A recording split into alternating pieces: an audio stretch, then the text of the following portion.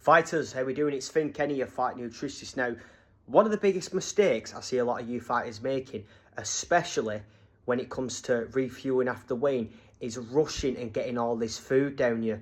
Now, that's the last thing that you want to do when it comes to refueling. Now, I understand it, right? You want to try and get all this food back into your body. You're starving and, you want to make sure you've got enough energy for your fight and things like that. But you've got to understand, right, if you've been cutting weight, if you've been dehydrating your body and you've not been eating proper food for a considerable amount of time, because got to remember on fight week, you're eating a low residue diet, low fibre, sodium, carbs, low meal weight. You can't just start all of a sudden cramming all these massive meals into you.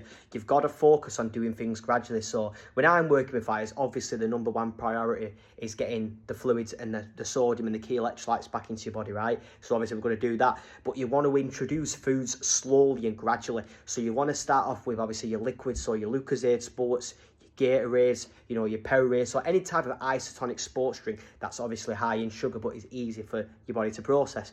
Then what you do is you start to slowly incorporate things such as, watermelon, things like sweets, energy gels, okay? Maltodextrin carb powder or cluster dextrin carb powder mixed in water is also good. But you'll slowly and gradually build up to solid foods, all right? You don't need to be going for protein as well. I see a lot of fighters doing this, but as I say, you start off with them light, easy digesting foods and liquids and everything like that. Then you'll slowly start to incorporate things such as, you've got white bread with honey or maple syrup, you've got your bananas, eventually you build up to things like white, pesto pasta, tomato pasta, Biscoff toast, Nutella toast, and you just do it like that. So you start off gradually, spread it across multiple meals, and make sure you leave a gap in between the meals. You've got to do it like this. Listen, if you like this information and you want more nutrition and diet tips for combat sports, don't forget to give me a follow for more.